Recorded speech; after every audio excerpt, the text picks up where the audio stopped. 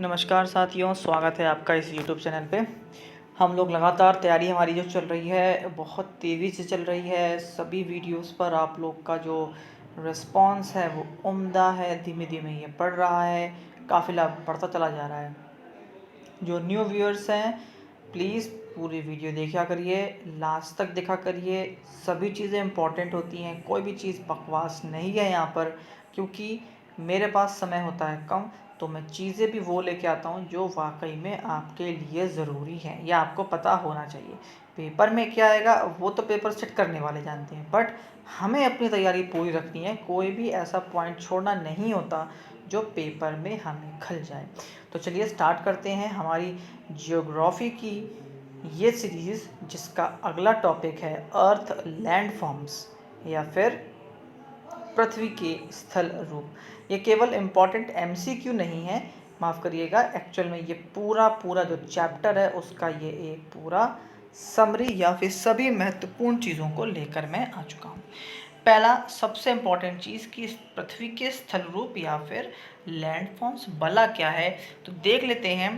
पृथ्वी के धरातल पर हमें विभिन्न प्रकार की स्थलाकृतियाँ या फिर लैंडफॉर्म देखने को मिलती हैं। इन स्थलाकृतियों से ही प्राकृतिक भूदृश्यों का निर्माण होता है। धरातल पर उच्चावच के आधार पर इन स्थलाकृतियों को 3 श्रेणियों में बांटा गया है। प्रथम श्रेणी में महाद्वीप और महासागर आते हैं। द्वितीय श्रेणी में पर्वत, पठार एवं मैदान आते हैं। और जो तीसरी श्रेणी है उसमें टीले, नदी, घाटी और डेल्टा आते हैं। इंग्लिश वाले बच्चे फटाफट देख लीजिए। We get to see different type of landforms on the surface of earth. Natural landscapes are formed from these landforms on the basis of relief or terrain on the surface. These topographies are divided into 3 categories. The first category is the continents and the oceans. The second is the mountains, plateaus and plains.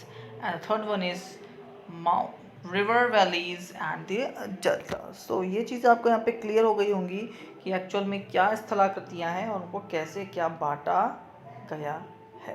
ठीक है, आगे बढ़ जाते हैं फटाक से। बोलता है on the basis of the construction there are 3 main types of topographies, और वो हैं माउंटेन्स, प्लेट्यू और प्लेन्स, जिनके बारे में हमको मेन नज़र डालनी है।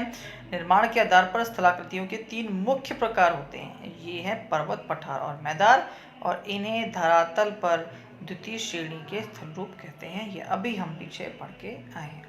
आगे चलते हैं। अब हमें माउंटेन्स के बारे में पढ़ना है कि कितने प्रकार के और क्या क्या कैसे कैसे माउंटेन्स हैं, और ये टॉपिक इम्पॉर्टेंट है। पहला प्रकार का जो माउंटेन्स हैं उन्हें हम कहते हैं वलित या फिर मोड़दार पर्वत। इंग्लिश में बोलते हैं फोल्डेड माउंटेन या फिर फोल्डिंग माउंटेन्स। क्या बोला है देख लेते हैं। जब चट्टानों में पृथ्वी की आंतरिक शक्तियों के कारण मोड़ या वलन पड़ जाता है तो उसे मोड़दार पर्वत कहते हैं। छोटी सी बात है, वर्तमान युग में सभी बड़े पर्वत मोड़दार या वलित पर्वत हैं। ये लगभग सभी महाद्वीपों में पाए जाते हैं। और कुछ प्रमुख वलित पर्वत हैं वो आपके लिए महत्वपूर्ण है। देखिए, आपको डेफिनेशन तो लिखने के लिए आएगी नहीं, आपको पता होना चाहिए कितने प्रकार के हैं और उनके मुख्य एग्जाम्पल आपको पता होने चाहिए। कि हिमालय एक फोल्डिंग माउंटेन है या वलित पर्वत है, एल्बुर्ज, Alps, Atlas, Drakensberg, Rockies, Andes और ग्रेट डिवाइडिंग रेंज, ये सभी बड़े बड़े जो आपके माउंटेन रेंजेस हैं या माउंटेन्स हैं, ये सभी वलित, मोड़दार या फिर फोल्डिंग माउंटेन्स हैं। ये मोस्ट इम्पॉर्टेंट है, ये आपको पता होना चाहिए। क्वेश्चन साफ साफ आ जाता है, which of the following is a type of folding mountain. मतलब आपको नीचे 4 एग्जाम्पल दिए होंगे और पूछा होगा कि बताइए इनमें से फोल्डिंग माउंटेन कौन सा है, तो आपको ऑप्शंस होंगे and you have to choose it. So ध्यान रखिएगा, ये आपके लिए महत्वपूर्ण है। अगला आता है ब्लॉक माउंटेन या फिर जिसे हम खंड या भ्रंश पर्वत भी कहते हैं। क्या है, विशालकाय चट्टानी खंडों में भ्रंश या दरार पड़ने से इनका निर्माण होता है। चट्टानों के भ्रंशित होकर ऊपर उठने या नीचे धंसने से भ्रंश पर्वत अस्तित्व में आते हैं। भ्रंश पर्वत के निकट पानी घाटी या भ्रंश घाटी भी बनती है, जिसे हम भ्रंश घाटी होती कहलाती है। और भारत में ये फिर से इम्पोर्टेंट आया, नर्मदा नदी, विंध्य, सतपुड़ा पर्वत, सब क्या है, भ्रंश घाटियाँ हैं या भ्रंश घाटी में बहती हैं। बहुत इंपॉर्टेंट है, याद रखिएगा। विश्व के प्रमुख भ्रंश पर्वत कौन कौन से हैं? तो वॉसेस, ब्लैक फॉरेस्ट या फिर सियरा नेवेदा। हमारे देश में पश्चिमी घाट भ्रंश पर्वत का मुख्य उदाहरण है। आपको ये ज़रूर याद रखना है कि किस प्रकार के पर्वत कहाँ पाए जाते हैं और कौन किस प्रकार का पर्वत है। इम्पॉर्टेंट है, ये आप अपने कॉपीज़ में नोट करते चलिएगा। नेक्स्ट आते हैं ज्वालामुखी पर्वत या वॉल्केनिक माउंटेन्स। ये क्या बला होती है देख लेते हैं। जैसे तो नाम से समझ में आ चुका होगा, ज्वालामुखी भूपर्पटी पर एक मुख्य या खुला द्वार होता है। इस रास्ते में मैग्मा या लावा पृथ्वी के धरातल पर आता है। अरे सीधी सीधी बात है, ये आपका अगर एक वॉल्केनो है तो यही बता रहा है, इसकी बात चल रही है और कुछ नहीं। तो धरातल पर आता है। द्वार या मुख से गर्भ लावा बाहर आने के कारण इसे ज्वालामुखी कहते हैं और इस द्वार के चारों ओर लावा एकत्र होने से शंकु के आधार का आकृति बनती है। शंकु मतलब ये कोन की जो आकृति बनती है, इससे ज्वालामुखी पर्वत कहते हैं। और विश्व के प्रमुख ज्वालामुखी पर्वत मोना लोबा इम्पॉर्टेंट, चिम्बोरोजा, चिम्बोराजो नहीं इम्पॉर्टेंट, काकरतोवा नहीं इम्पॉर्टेंट, विसुवियस इम्पॉर्टेंट और पेलियन। तो इंग्लिश वाले हिंदी वाले दोनों पढ़ने से दिया गए हैं, आप फटाफट इसको देख सकते हैं और समझ सकते हैं। आगे देख लेते हैं पठार के बारे में। तो हमने माउंटेन्स तीनों देख लिए हैं, किस किस प्रकार के माउंटेन्स होते हैं और उनके बारे में और उनके एग्जाम्पल्स हमने देख लिए हैं। नेक्स्ट आते हैं पठार, जिसको हम प्लेट्यू कहते हैं। क्या बता रहा है देख लेते हैं। पृथ्वी पर अपेक्षाकृत ऊंचे एवं चौरस थलारूप पठार कहलाते हैं। मतलब जो बहुत बड़े बड़े होते हैं वो पहाड़ होते हैं और उनसे जो छोटे होते हैं वो पठार होते हैं। ये पर्वतों की अपेक्षा कम ऊंचे होते हैं, परंतु इनका शिखर छोटे छोटे उच्चावच को छोड़कर समतल एवं सपाट होता है। पठार के किनारे खड़े ढाल वाले होते हैं। अफ्रीका महाद्वीप का अधिकांश भाग पठार है।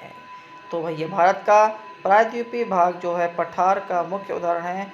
विश्व के कुछ अन्य प्रमुख जो पठार का जो मानचित्र है या फिर जो पठार आप पता होना चाहिए वो है आपके पास पश्चिम ऑस्ट्रेलिया का पठार, ब्राज़ील का पठार, कोलंबिया का पठार या फिर कनाडा शील्ड आदि। ये रहे आपके सामने सभी एग्जाम्पल जो इम्पोर्टेंट है, आपको पता होना चाहिए पठार के बारे में।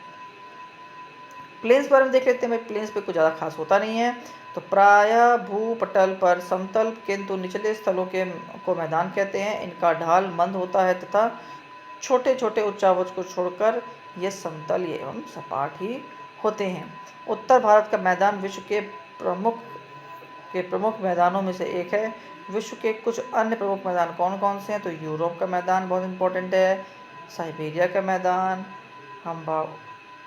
ह्वागाहो का मैदान और उत्तरी अमेरिका का मैदान एवं मध्य एशिया का मैदान। तो ये आपको पता होना चाहिए कि ये कौन कौन से मैदान हैं। तो ये हमने सिर्फ अभी इनको 3 हिस्सों में बांट लिया है और उन तीनों के हमने एग्जाम्पल देखे हैं कि कितने प्रकार के कौन क्या होते हैं और उनके भी एग्जाम्पल देखे हैं कि कौन सा किस प्रकार का कहाँ जाता है। ये इम्पॉर्टेंट है, आपको पता है। माउंटेन्स हों चाहे आपके ये वॉल्केनोज हों, ये इम्पॉर्टेंट होते हैं और ये पेपर में आने के चांसेस बहुत बहुत और बहुत होते हैं। आपको जब पता है तो ज़रूर पढ़ना है इस पर, और हम डीप स्टडी जहाँ करने की ज़रूरत होगी तो ज़रूर लेके आऊँगा। फ़िलहाल इन एग्जाम्पल्स को ही आप याद रखिए कि कौन किस प्रकार का होता है, इसके ऊपर आने की चांसेस नहीं है।